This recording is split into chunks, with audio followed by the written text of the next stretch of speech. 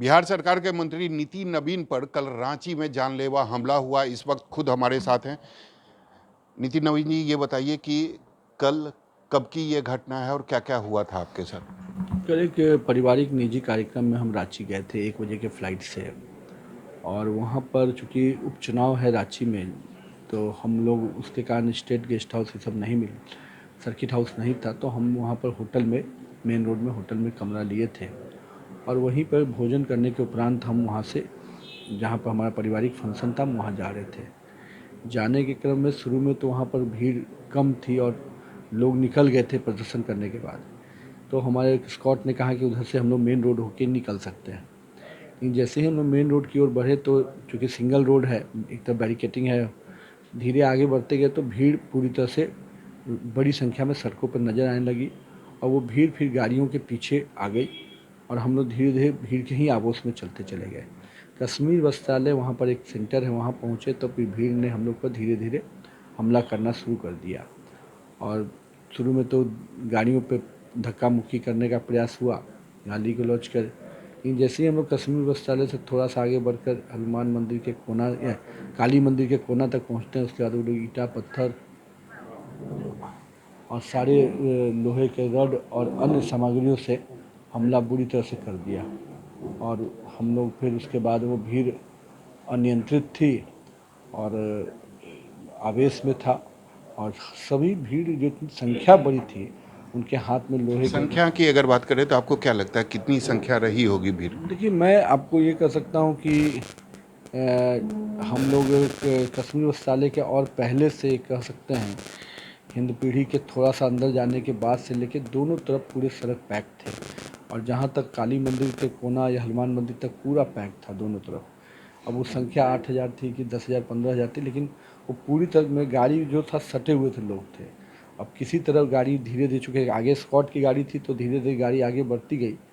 और जैसे ही हरता काली मंदिर का चौराहा पहुंचता है, वहाँ पर जब बड़े पैमाने पर हमला शुरू हो गया ईंटा पत्थर से और लोहे के रड ये सब मारना शुरू किए गाड़ी पे, तो पहले तो जो स्कॉट की गाड़ी अनियंत्रित होकर दूसरे दिशा में चली गई और फिर हमारी गाड़ी ही वहाँ पर रह गई और चारों तरफ से लोगों ने घेर कर हमला किया।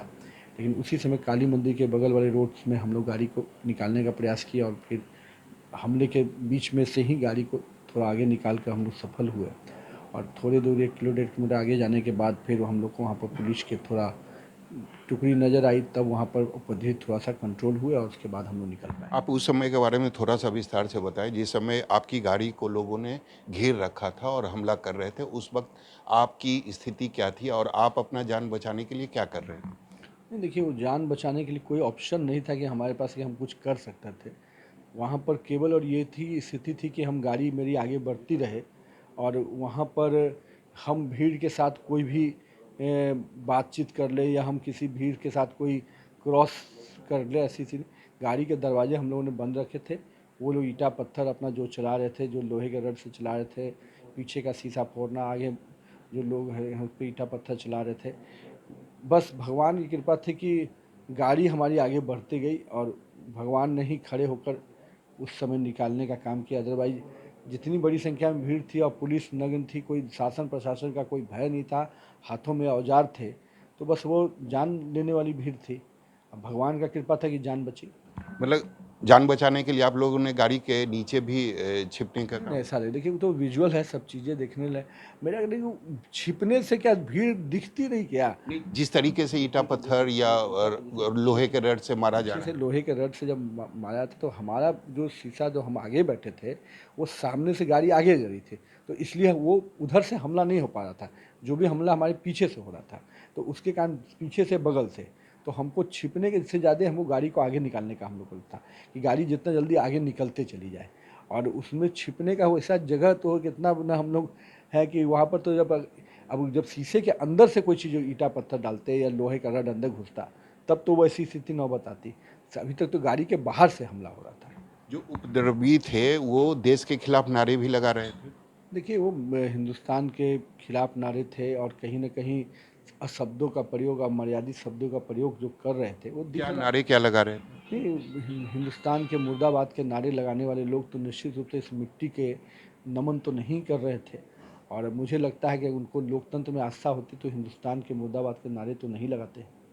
ये बताइए, आपने कहा कि आपके साथ जो एस्कॉर्ट की गाड़ी थी वो दूसरी दिशा में चली गई थी, तो ये जानबूझ के हुआ था या अचानक ये हुआ? अचानक, चूँकि उन पर भी हमला हुआ था और पुलिस ने एक बैग जब हमला होता है उसके ड्राइवर को मारा, तो ड्राइवर अनबैलेंस हुआ तो दूसरे दिशा में गाड़ी भटक गई इसकी, और मेरी गाड़ी दाएं दूसरा दिशा में निकल गई।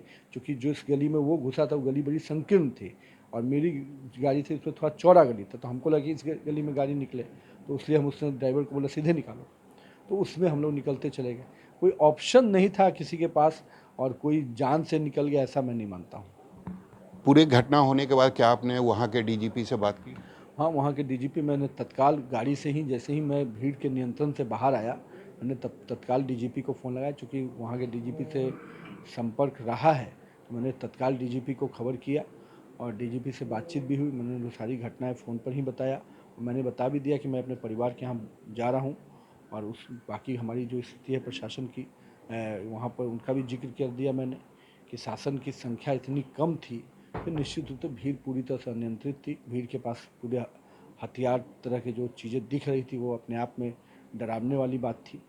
तो कहीं न कहीं ये सारी बातें डीजीपी को बताया भी मैंने और मेल से उनको हमने एफआईआर, अपने कंप्लेन भी लॉन्च किए हैं और उन्होंने कहा है कि हम इसको एफआईआर करेंगे। तो साक्षात भगवान आके जान बचा दिए। अगर वो मंजर को याद करते हैं तो थोड़ी सी परेशानी होती है देखकर कि हमारे देश में, हमारे बगल के राज्य में ऐसा हो रहा है। देखिए, ये बहुत हमारे बगल के राज्य नहीं, हमारे देश के अंदर हो रहा है। मैं इसलिए इसके लिए चिंतित हूँ कि देश को हमेशा एक संगठित रहना है। राज्य हमारे ही देश का एक भाग है और मैं ये मानता हूँ कि लोकतंत्र में इस प्रकार की घटनाओं को करने का किसी को अधिकार नहीं होना चाहिए। हमें अपनी क्रिया पर प्रतिक्रिया देने का अधिकार है लोकतांत्रिक तरीके से। हमको हथियार लेकर रोड पे गुंडागर्दी करने का अधिकार नहीं है और शासन अगर उसको नहीं कंट्रोल करेगा तो निश्चित रूप से ऐसे लोगों पर तो भविष्य में और ख़तरनाक स्वरूप ले सकता है। और मेरा मानना है कि कठोर कार्रवाई होनी चाहिए। एक ऐसा समाज में 14-15 स्थानों पर जो समाचार मिल रही है पूरे देश, सभी जगहों पर किसी कार्रवाई होनी चाहिए कि इनको लगे कि नहीं, लोकतंत्र को या सरकार, शासन को, प्रशासन को हाथ में लेने का अधिकार किसी को नहीं है। लोकतंत्र में कानून को हाथ में लेने का अधिकार किसी को नहीं है और देश में रहकर देश के खिलाफ नारेबाजी का भी अधिकार किसी को नहीं है। जो लोग भी इसमें शामिल थे उन पर सख्त से सख्त कार्रवाई होनी चाहिए। कैमरामैन सनी के साथ सौरभ कुमार, पटना, न्यूज़ 24।